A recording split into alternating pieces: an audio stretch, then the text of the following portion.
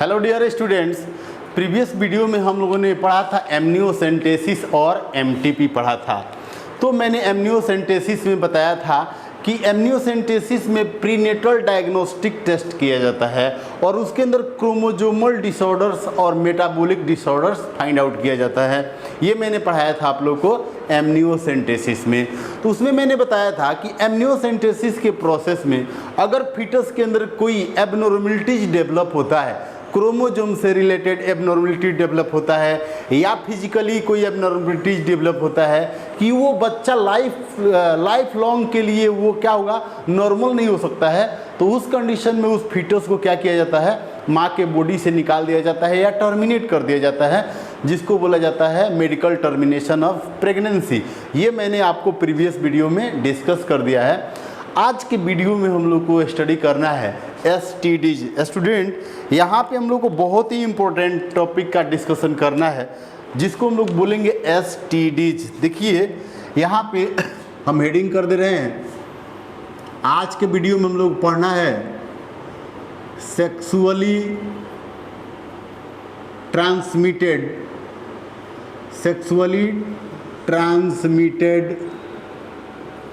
Disease, sexually transmitted disease, और इसी को बोलेंगे हम लोग एसटीडीज। देखिए सेक्सुअली ट्रांसमिटेड डिजीजेज या सेक्सुअली ट्रांसमिटेड डिजीज या डिजीजेज भी आप बोल सकते हैं इसको, सेक्सुअली ट्रांसमिटेड डिजीजेज, और इसी को हम लोग बोलेंगे शॉर्ट में एसटीडीज। देखिए इसका कितना एब्रीविएशन होता है एसटीडीज को, और आप क्या क्या बोल सकते हैं सॉरी, इस एसटीडीज को आप लोग बोल सकते हैं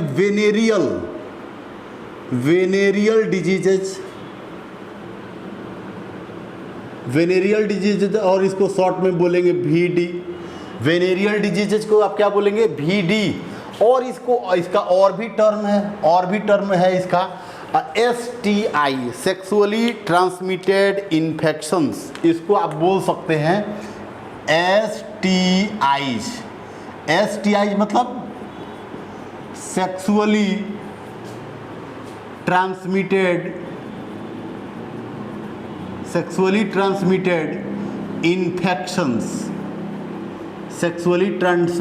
इन्फेक्शंस, एसटीआई। आप इसको बोल सकते हैं और एक नेम इसका दे सकते हैं आप, आरटीआई। इसको और आप बोल सकते हैं आरटीआई, मतलब रिप्रोडक्टिव ट्रैक्ट इन्फेक्शंस। आरटीआई मतलब रिप्रोडक्टिव ट्रैक्ट इन्फेक्शंस। आप बोलेंगे इसको, इतना नेम देंगे, सेक्सुअली ट्रांसमिटेड डिजीज बोलेंगे, वेनेरियल डिजीज बोलेंगे, और बोल सकते हैं सेक्सुअली ट्रांसमिटेड इन्फेक्शंस बोल सकते हैं, रिप्रोडक्टिव ट्रैक्ट इन्फेक्शन, इतना सारा इसका टर्म है, आप इसको बोल सकते हैं। ठीक है, अब हमको इसका एक शॉर्ट डिफिनीशन देखना है कि एक्चुअली ये सेक्सुअली ट्रांसमिटेड डिजीज क्या है। तो आपको डिफिनीशन से ही ऐसे क्लियर हो रहा है कि ऐसा डिजीज जो सेक्सुअल इंटरकोर्स के थ्रू क्या होता है, स्प्रेड होता है। दोज डिजीजेज विच स्प्रेड और transmitted through sexual intercourse are called as STDs और sexually transmitted diseases और venereal diseases। मतलब ऐसा डिजीज जो सेक्सुअल इंटरकोर्स के थ्रू फैलता है उसको हम लोग क्या बोलेंगे, एसटीडीज बोलेंगे। और जनरली ऐसा पर्सन जिसको एसटीडीज है, मतलब मेल और फीमेल कोई भी, किसी भी एक में, या मेल के अंदर हो सकता है या फीमेल के अंदर। सपोज मान के चलिए कि एक मेल के अंदर एसटीडीज है और वो मेल किसी नॉर्मल फीमेल के साथ क्या किया, इंटरकोर्स कर लिया, सेक्सुअल इंटरकोर्स कर लिया, या उसको कॉपुलेट किया, या उसके साथ कोइटस किया, या उसके साथ फिजिकल रिलेशनशिप बनाया, जनरली सेक्सुअल इंटरकोर्स का अकॉर्डेंस, या सेक्सुअल इंटरकोर्स किया उसके साथ, तो वो जो मेल है या जो एक मेल है उसके अंदर जो एसटीडीज है वो एक नॉर्मल फीमेल के अंदर क्या होगा, स्प्रेड होगा। अब वो फीमेल किसी दूसरे के साथ फिर सेक्सुअल इंटरकोर्स करता है तो उसके साथ स्प्रेड होगा। तो इस तरह से ये चेन क्या होता जाएगा, बढ़ता चला जाएगा। तो यहाँ पे हमको ये देखना है कि ये जो STDs है या सेक्सुअली ट्रांसमिटेड डिजीज है, इसको प्रिवेंट करने का बहुत सारा मेडिसिन भी है। बहुत सारा ऐसा STDs है जो मेडिसिन से प्रिवेंट नहीं हो सकता है। जैसे मैं बोलूँ हेपेटाइटिस बी, इसका मेडिसिन, इसको हम ट्रीटमेंट इसका पॉसिबल नहीं है, ट्रीटमेंट नहीं कर सकते हैं। एड्स हो गया, इसका ट्रीटमेंट पॉसिबल नहीं है। तो इस तरह से कुछ ऐसे डिजीज है जैसे जेनाइटल हॉर्पिस हो गया, ये सारा डिजीज है जिसका डिजीज अब तक पॉसिबल नहीं है।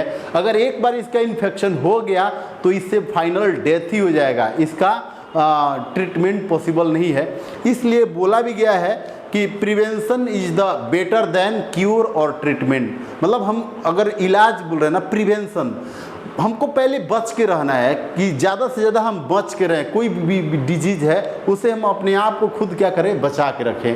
तो ये हम लोग को पढ़ना है सेक्सुअली ट्रांसमिटेड डिजीज। ऐसा डिजीज जो सेक्सुअल इंटरकोर्स के थ्रू ट्रांसमिटेड होता है उसको हम लोग बोलते हैं STDs। क्या बोलेंगे definition? Those diseases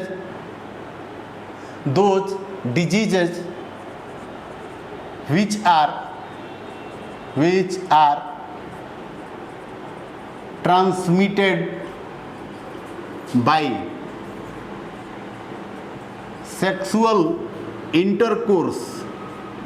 sexual intercourse or coitus or copulation is termed as called as, मैंने क्या लिखा? Those diseases which are transmitted by sexual intercourse or coitus or copulation are called as, ऐसे बोलेंगे, are called as STDs or called as sexually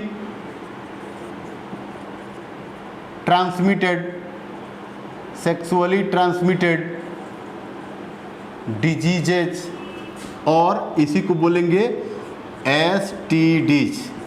चलिए definition हो गया कि those diseases which are transmitted by sexual intercourse और coitus और copulation और physical relationship are called as sexually transmitted disease और वेनेरियल डिजीज और STI और RTI, बहुत सारा बोल सकते हैं आप। यहाँ पे देखेंगे कि जो सेक्सुअली ट्रांसमिटेड डिजीज होगा इसका कॉमन सिम्टम क्या होगा या इसका मेन इफेक्टिव पार्ट कौन सा होगा?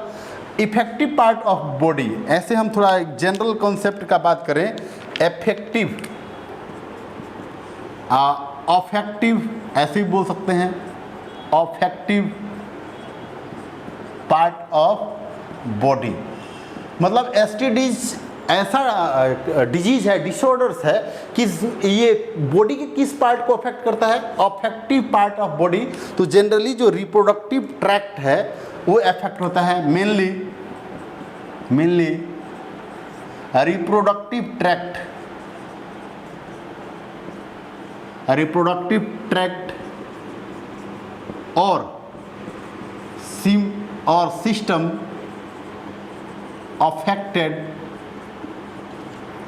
affected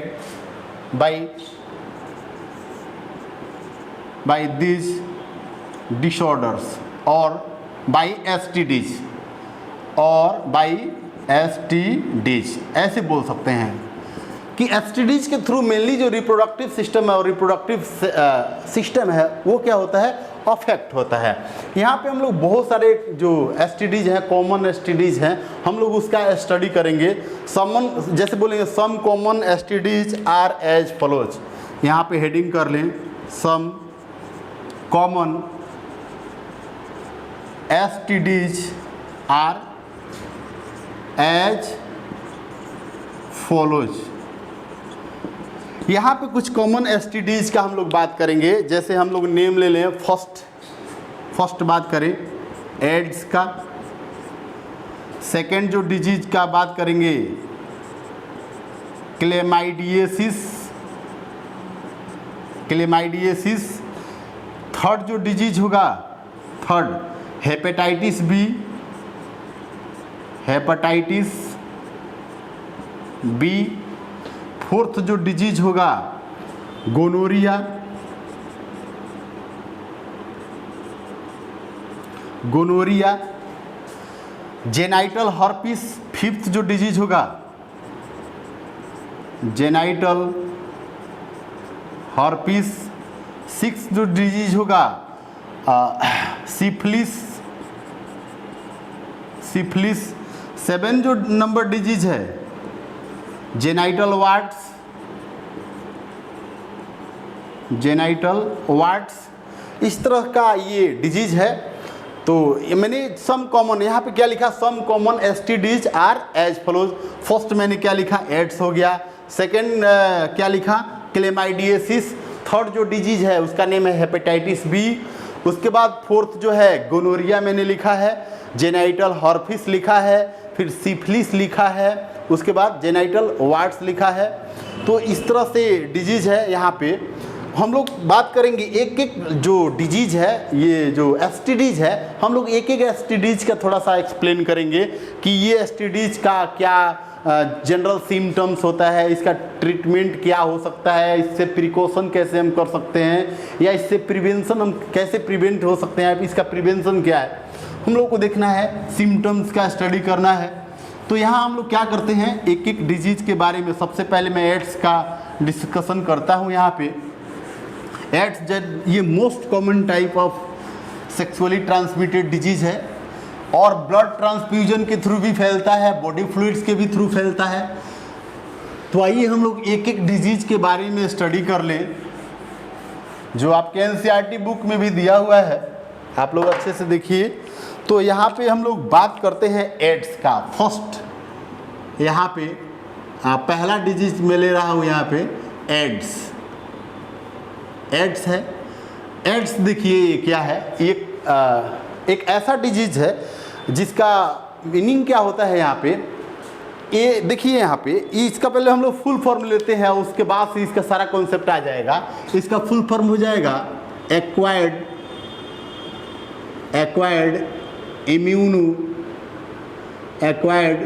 इम्यूनो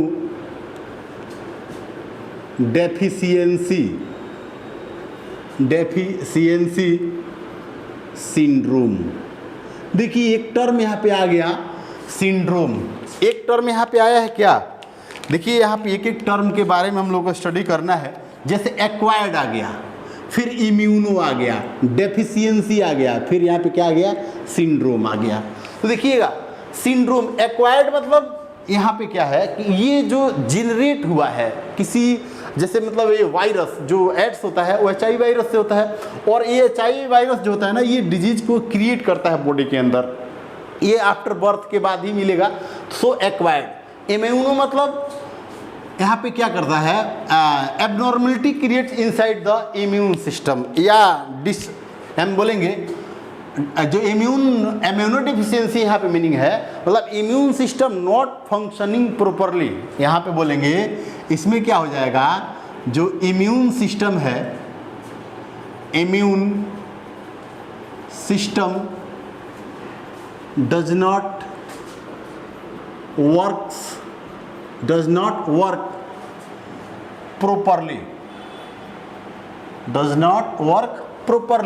यहाँ पे इम्यून सिस्टम जो होता है ना, ये प्रॉपरली वर्क नहीं करता है। देखिए एक टर्म यहाँ पे सिंड्रोम, तो सिंड्रोम का मतलब क्या हो गया, the group of different types of symptoms, group of various symptoms. यहाँ पे मैं ऐड कर दे रहा हूँ, सिंड्रोम का मीनिंग क्या हो गया, syndrome groups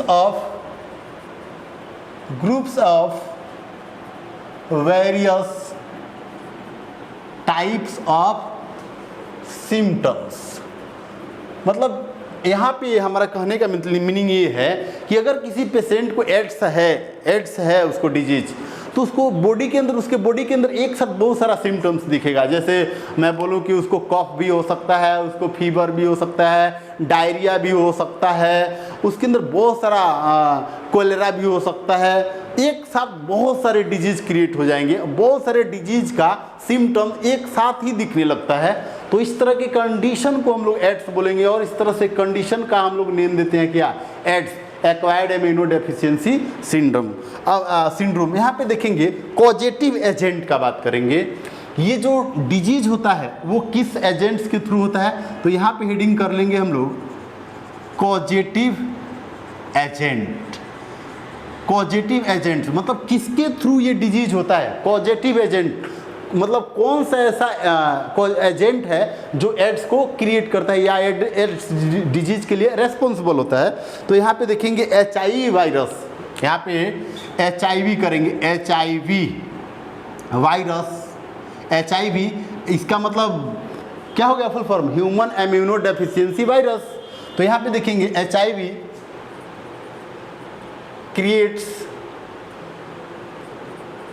creates AIDS inside the body के अंदर एड्स को क्रिएट करने वाला कौन सा वायरस है, HIV है। और यहाँ पे आप HIV का फुल फॉर्म दे दीजिए। HIV क्या होता है, human immuno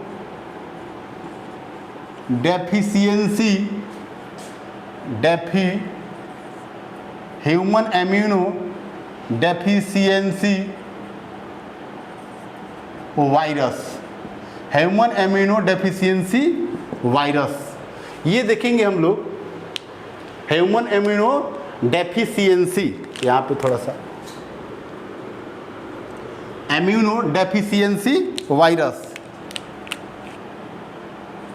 human immuno deficiency virus, ये किसका फुल फॉर्म हो गया, HIV का फुल फॉर्म हो गया एक्चुअली। और यहाँ पे इंपॉर्टेंट पॉइंट डालेंगे हम लोग कि ये जो HIV होता है that is the single stranded RNA virus. ये क्वेश्चन बहुत बार आ चुका है, ssRNA वायरस, RNA वायरस। तो ये पॉइंट आप लोग अंडरलाइन कर लीजिएगा, ये पॉइंट आप लोग अंडरलाइन कर लीजिएगा कि जो HIV होता है वो क्या होता है, ssRNA वायरस। SS का मीनिंग क्या हो गया, सिंगल स्ट्रैंडेड RNA वायरस। ये क्या है, सिंगल स्ट्रैंडेड RNA वायरस है। अगर हम इसका डायग्राम ड्रॉ करें तो कैसा इसका स्ट्रक्चर आएगा, थोड़ा सा हम लोग देखेंगे। यहाँ पे ये क्या होता है, वायरस के पास एक प्रोटीन कैप्सिड होता है, मतलब इसके ऊपर आउटर जो कवरिंग होता है, किसी भी वायरस का जो आउटर प्रोटेक्टिव कवरिंग होता है वो प्रोटीन का एक लेयर होता है, इसको प्रोटीन कैप्सिड बोलते हैं। ये जो प्रोटीन का लेयर मैं दिखा रहा हूँ, ये HIV का ये मैं स्ट्रक्चर आपको दिखा रहा हूँ। और ये जो लेयर है, ये लेयर, इसको हम लोग बोलते हैं प्रोटीन कैप्सिड। क्या बोलेंगे इसको, प्रोटीन कैप्सिड। और प्रोटीन लेयर हो गया। इस प्रोटीन लेयर के ऊपर देखिएगा कुछ ऐसा स्ट्रक्चर होता है, ऐसा स्ट्रक्चर होता है। और इस स्ट्रक्चर को हम लोग क्या बोलते हैं, ये देखिए ये स्ट्रक्चर हो गया, ऐसा स्ट्रक्चर हो गया। इसको बोलते हैं हम लोग GP120। GP120 ये एक स्पेशलाइज्ड स्ट्रक्चर है जिसको हम लोग बोलते हैं GP120। एक्चुअली GP का मीनिंग हो गया ग्लाइकोप्रोटीन। क्या हो गया, ग्लाइकोप्रोटीन। ये ग्लाइकोप्रोटीन है। और एक्चुअली 120 मतलब इस तरह से 120 नंबर इसका होता है, so that is the GP120। अब देखेंगे यहाँ पे कि इसके अंदर जो RNA होता है, RNA, ये RNA हो गया सिंगल स्ट्रैंडेड RNA, ssRNA। और इस ssRNA के साथ और एक बहुत ही इंपॉर्टेंट पॉइंट, इस HIV के अंदर एक एंजाइम होता है जिस एंजाइम का नेम है रिवर्स ट्रांसक्रिप्टेज। Reverse transcriptase. देखिए यहाँ पे आप लोग एक एक चीज़ को थोड़ा समझते चलिए। ये जनरल मैंने एक HIV वायरस का मैंने स्ट्रक्चर ड्रॉ किया है। और ये इसके अंदर ये इसका साइटोप्लाज्म हो गया। जब ये बॉडी के अंदर आ गया तो ये इसका जनरली साइटोप्लाज्म में बॉडी के अंदर का बात कर रहा हूँ, आउटसाइड में तो ये डेड होता है, नॉन लिविंग की तरह बिहेव करता है। तो ये जनरली HIV का मैंने स्ट्रक्चर दिखा दिया है। एक्चुअली देखिएगा कुछ जनरल कॉन्सेप्ट हम लोग बात लेंगे यहाँ पे HIV एड्स से related some important point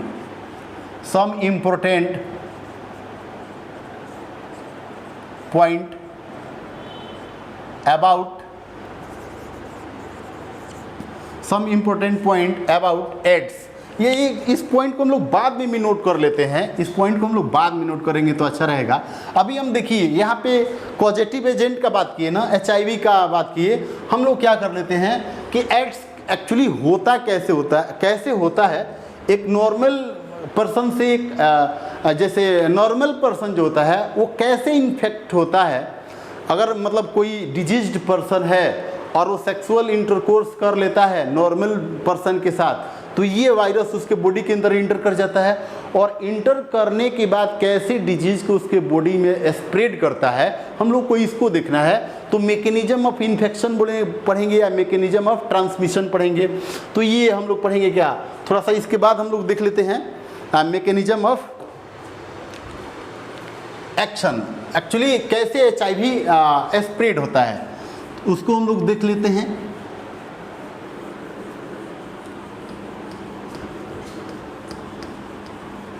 actually देखिए ये जो एड्स डिजीज है,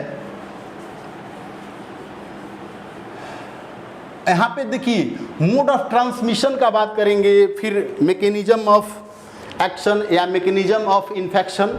जैसे मोड ऑफ ट्रांसमिशन का बात कीजिए, mode of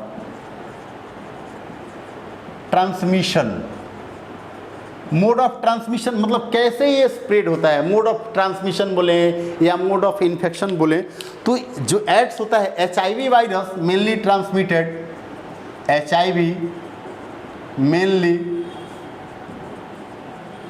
transmitted by sexual intercourse also spread HIV, ये पॉइंट नेक्स्ट कर दे रहा हूँ, HIV also spreads through infected blood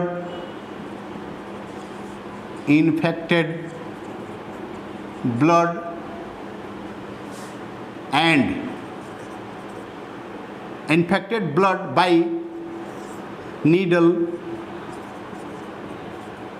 needle और ऐसे बोल सकते हैं इंजेक्शन या सिंपल आप बोल सकते हैं बाई इंजेक्शन। तो ये क्या हो गया, मोड ऑफ ट्रांसमिशन। लेकिन यहाँ पे बात करेंगे कि जो HIV होगा वो मेनली उसका ट्रांसमिशन या जो स्प्रेड होगा वो सेक्सुअल इंटरकोर्स के थ्रू होगा। अब हम लोग बोलेंगे यहाँ पे एक हेडिंग कर लेंगे हम लोग, mechanism of infection, mechanism of infection. Actually ads कैसे फैलता है, तो देखिए एक यहाँ पे हम लोग जनरल टर्म पढ़ेंगे सेंट्रल डोगमा। थोड़ा सा मैं मैकेनिज्म ऑफ एक्शन को एक्सप्लेन करने से पहले एक टर्म मैं आपको बता दूं, सेंट्रल डोगमा क्या होता है। सेंट्रल डोगमा में ये होता है कि जैसे एक DNA है, तो DNA से क्या बनता है, mRNA बनता है, और mRNA से फिर क्या बनता है, प्रोटीन बनता है। किसी भी लिविंग बॉडी के अंदर, प्लांट हो या एनिमल हो, सेंट्रल डोगमा का कॉन्सेप्ट यही होता है, मतलब DNA से mRNA बनेगा और mRNA से प्रोटीन बनेगा। एक चीज़ देखेंगे, जब DNA से mRNA बनता है तो इसको हम लोग बोलते हैं ट्रांसक्रिप्शन। क्या बोलते हैं इसको, ट्रांसक्रिप्शन बोलते हैं। और mRNA से प्रोटीन बनता है तो इसको हम लोग क्या बोलते हैं, ट्रांसलेशन बोलते हैं। इसका यूज करना है हम लोग को कि कैसे HIV इन्फेक्ट करता है नॉर्मल बॉडी को। अगर DNA से DNA बन गया तो इसको हम लोग बोलते हैं रेप्लिकेशन।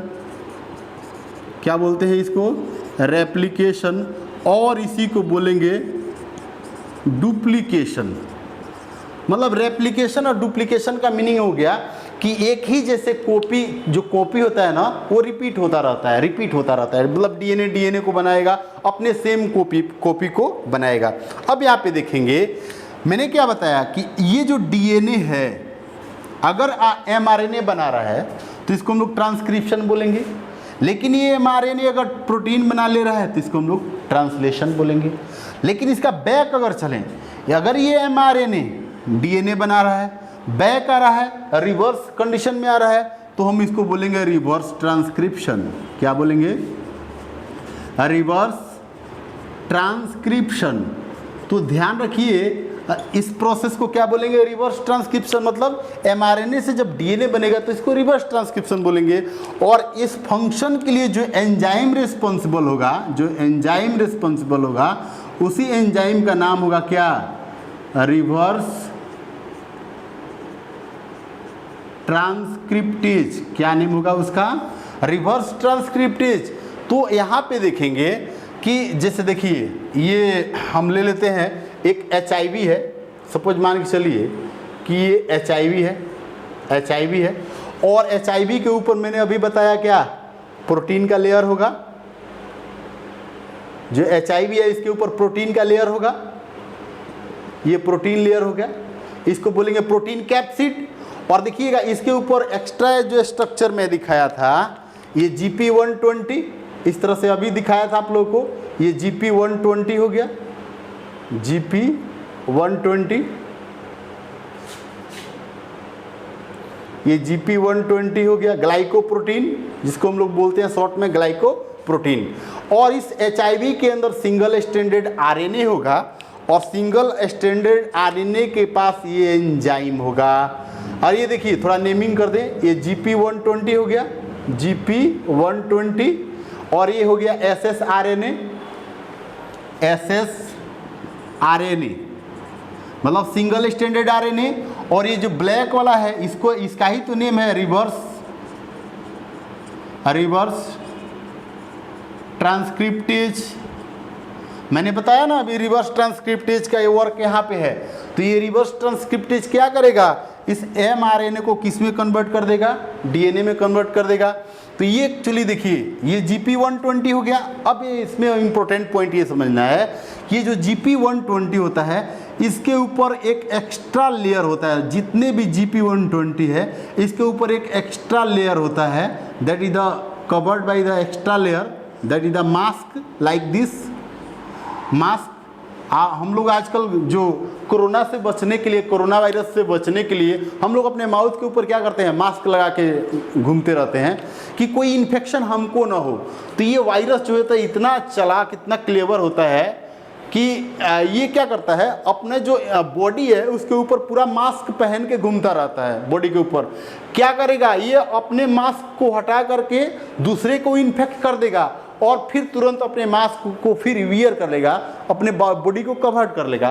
तो ये जो मास्क होता है ना ये एंटीजेनिक इन नेचर होता है। ऐसे भी हम बोल दें ये जो ग्लाइकोप्रोटीन होता है एंटीजेनिक इन नेचर होता है, एंटीजेनिक इन नेचर। और ये क्या करता है? जो मास्क होता है ये प्रोवाइड अगेंस्ट रेजिस्टेंट, ये क्या करता है? प्रोवाइड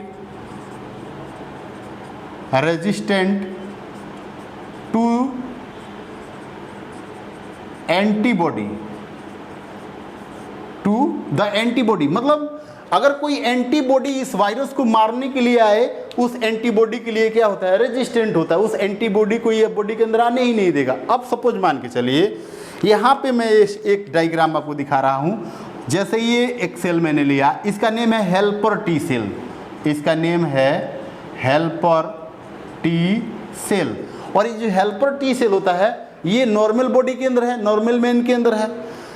तो ये हेल्पर टी सेल क्या करता है? यही तो एंटीबॉडी प्रोड्यूस करता है। ये क्या करता है? Produces, helper T cell produces antibody. ये एंटीबॉडी प्रोड्यूस करने का काम करता है, यानी हमारे बॉडी के अंदर जो इम्यून सिस्टम है उसको स्ट्रॉन्ग बनाए रखने का काम किसका है? हेल्पर टी सेल का है। अब इस हेल्पर टी सेल के ऊपर भी देखिए एक प्रोटीन पार्टिकल होता है, इस प्रोटीन पार्टिकल को हम लोग बोलते हैं CD4।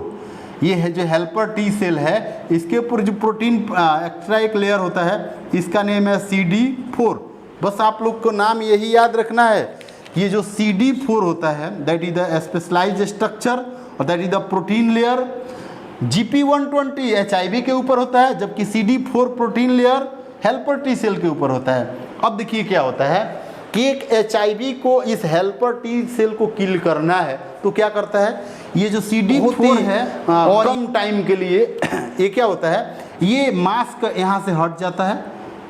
जो GP120 के ऊपर जो मास्क है ये क्या कर गया, रिमूव आउट हो गया, और ये GP120 और CD4 के बीच में क्या बन गया, एक ब्रिज, एक कनेक्शन बन गया।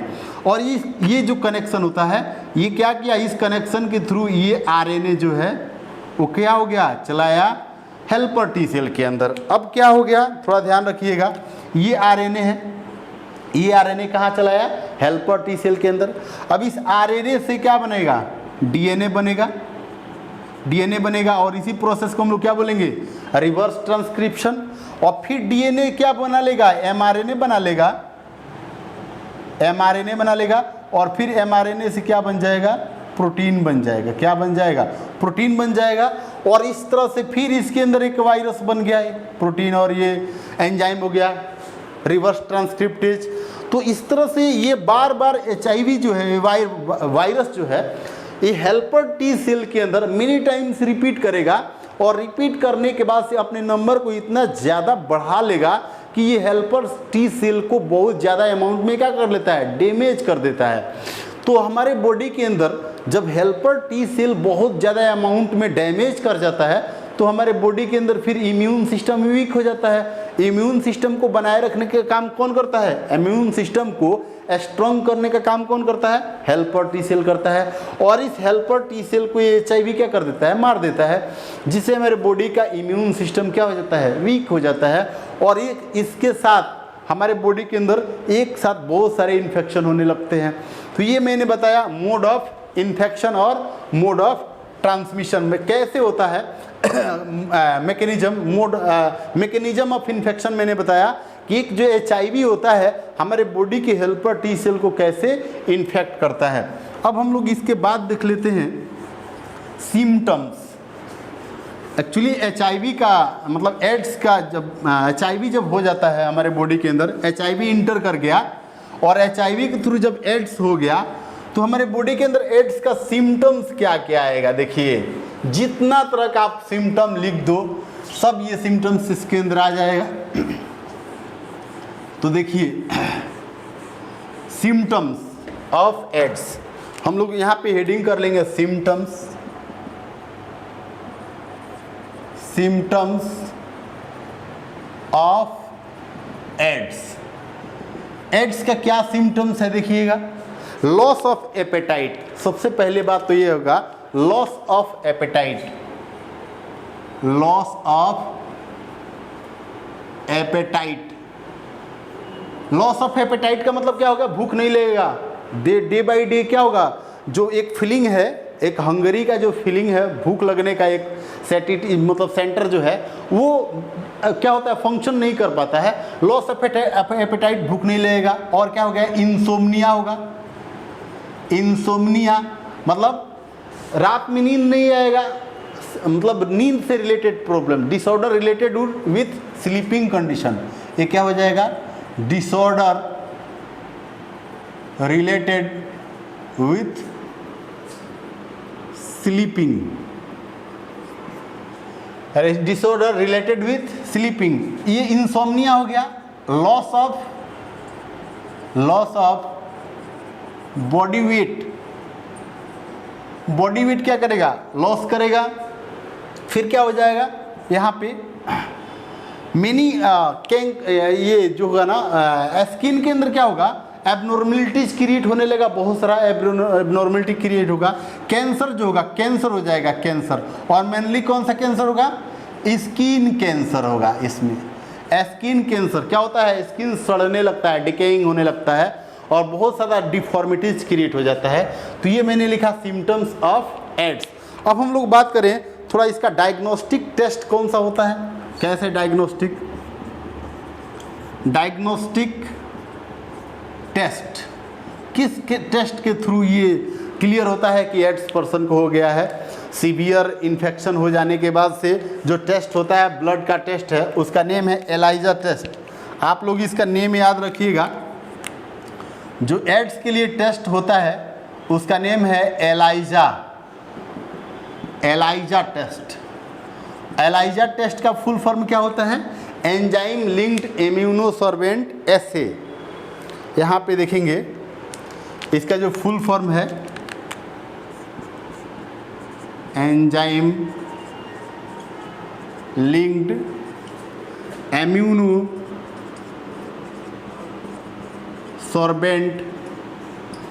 एसे, एलिजा। देखिए तो E for enzyme, L for linked, I for immuno, S for sorbent और A for assay. That is the enzyme linked immunosorbent assay, ये फुल फॉर्म है। ये कई बार एग्जाम में आ भी चुका है। एलिशा का फुल फॉर्म क्या होता है? तो एड्स टेस्ट के डायग्नोसिस के लिए जो टेस्ट किया जाता है उसका नेम क्या है? ELISA test. अब हम लोग देखेंगे थोड़ा सा इसका प्रिकॉशन क्या है और या प्रिवेंशन। प्रिवेंशन इसका क्या है? प्रिवेंशन तो टू टेक केयर, बहुत सारा प्रिवेंशन है। To take care with, to take care sexual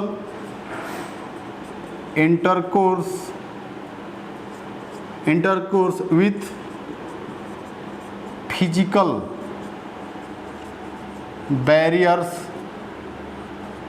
barriers like condoms और फेमिडोम्स। कॉन्डोम्स मेल के लिए होता है, फेमिडोम्स फीमेल के लिए होता है। डू नॉट टेक, या ऐसे बोल सकते हैं does not take the injection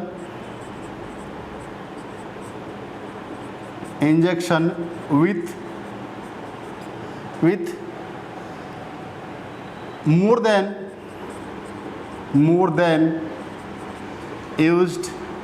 more than used a single syringe,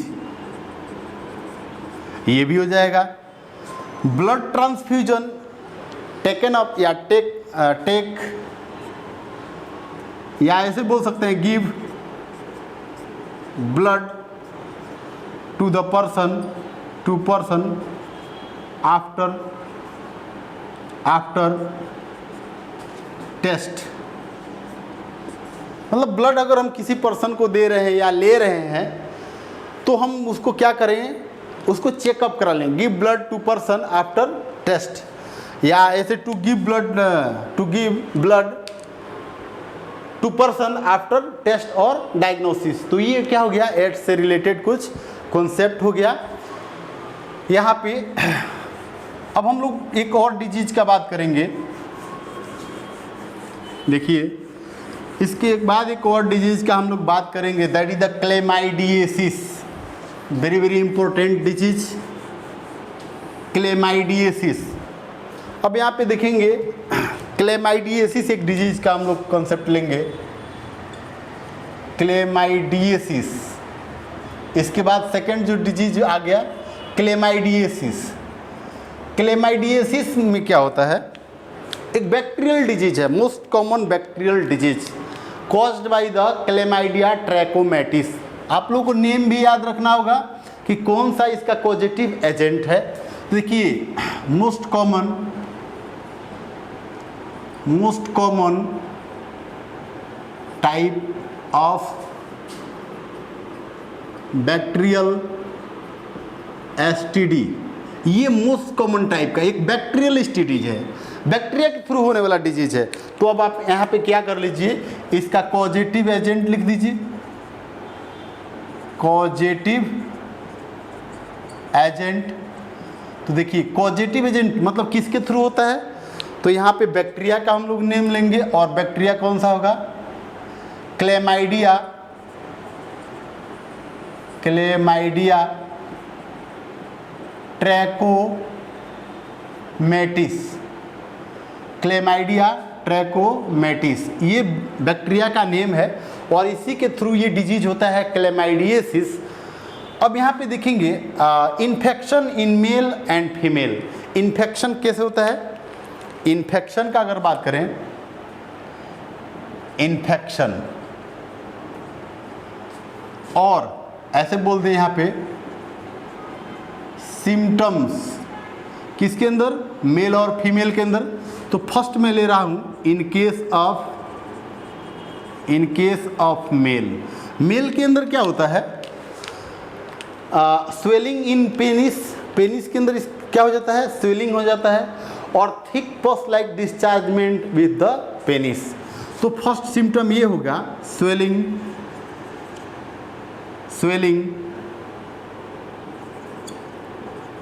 और ऐसे बोलेंगे इन्फ्लेमेशन इन पेनिस, पेनिस के अंदर इन्फ्लेमेशन हो जाएगा या स्वेलिंग हो जाएगा। सेकेंड सिम्टम्स क्या होगा? Thick pus like dischargement with penis. ये बहुत ही इंपॉर्टेंट सिम्टम्स है। यहाँ पे आप इसको इन्फेक्शन ना लिखिए, यहाँ पे सिर्फ सिम्टम्स का बात कीजिए। सिम्टम्स कौन सा होगा? मेल के अंदर क्या होगा और फीमेल के अंदर क्या होगा? तो मेल के अंदर क्या होगा? स्वेलिंग और इन्फ्लेमेशन इन पेनिस। बैक्टीरिया का इन्फेक्शन होता है तो स्वेलिंग और इन्फेक्शन होता है, वहाँ पे इन्फ्लेमेशन होता है। Inflammation in penis. सेकेंड क्या होता है? Thick pus like dischargement with penis. Second female के अंदर क्या होता है? इन फीमेल के अंदर इन्फेक्शन होगा तो क्या होगा? First point inflammation in reproductive parts like uterus, cervix, fallopian tube. कभी कभी क्या हो जाता है कि ये जो बैक्टीरिया का इन्फेक्शन इतना सीवियर हो जाता है, लार्ज अमाउंट में हो जाता है कि फीमेल के अंदर एक डिजीज कॉज करता है जिसको बोलते हैं PID। देखिए ये इंपॉर्टेंट पॉइंट मैं यहाँ पे लिखने जा रहा हूँ और ये क्वेश्चन आ चुका है कि ये PID क्या होता है? पेल्विक इन्फ्लेमेटरी डिजीज और डिसऑर्डर, ऐसे भी बोल सकते हैं पेल्विक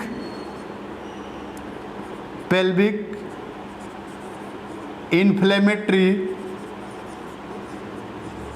डिजीज। इसको अंडरलाइन कर लीजिए, पेल्विक इन्फ्लेमेटरी डिजीज। तो यहाँ पे क्या होता है? ये जो एब्डोमिनल रीजन है, मतलब जितना भी रिप्रोडक्टिव पार्ट होता है फीमेल के अंदर, वो पूरा का पूरा क्या कर जाता है? वो कैप्चर हो जाता है, यहाँ पे पूरा का पूरा इन्फेक्टेड हो जाता है होल। यहाँ पे क्या होता है? In this condition whole reproductive system या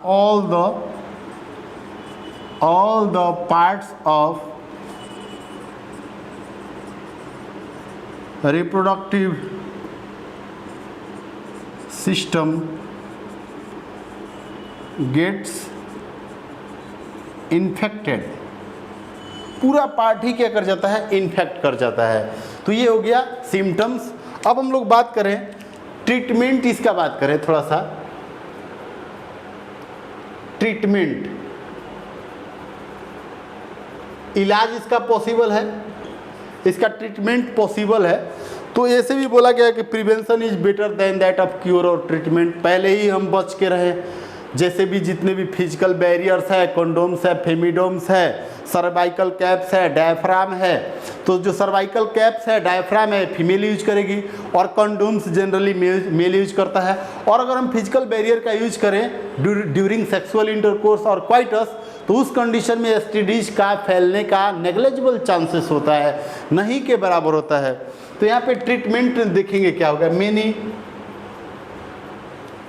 many antibiotics are useful in treatment. जैसे यहाँ पे एग्जांपल ले लीजिए, एजिथ्रोमाइसिन, या और भी यहाँ पे जैसे साइक्लो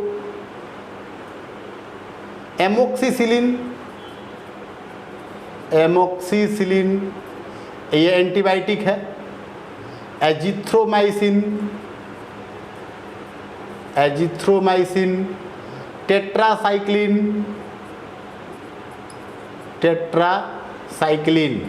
यहाँ पे एक और इम्पोर्टेंट मैं बात करूँ, जैसे यहाँ पे पेनिसिलिन, ये पेनिसिलिन क्या है, most common type of antibiotic penicillin, but not uses. यहाँ पे ये क्या होता है, नॉट, या ऐसे बोल सकते हैं does not used in treatment of chlamydiasis, use in treatment of chlamydiasis. ये पेनिसिलिन जो होता है ना, ये क्लेमाइडियसिस के ट्रीटमेंट में ये इसका कोई यूज नहीं, ये नहीं इफेक्ट करता है। क्लेमाइडियसिस के ट्रीटमेंट में ये पेनिसिलिन जो होता है ना, इफेक्टिव नहीं होता है। इसका रीज़न ये है कि जो पेनिसिलिन एंटीबायोटिक है, इसको सबसे पहले निकाला गया था जिस फंगस से, उस फंगस का नाम क्या है, पेनिसिलियम नोटेटम। और ये जो फंगस होता है, ये फंगस जनरली इस जो क्लेमाइडिया ट्रैकोमैटिस है, ये बैक्टीरिया, ये जो बैक्टीरिया होता है उस फंगस से ज़्यादा रेजिस्टेंट होता है। इसलिए जो पेनिसिलिन एंटीबायोटिक है, ये जो डिजीज है क्लेमाइडियसिस, इसमें इसका कोई रोल नहीं होता है। तो यहाँ पे हमने बताया क्लेमाइडियसिस। इसके बाद जो और भी एसटीडीज है, उस एसटीडीज को हम लोग नेक्स्ट वीडियो में पढ़ेंगे। आज के लिए इतना ही, थैंक यू।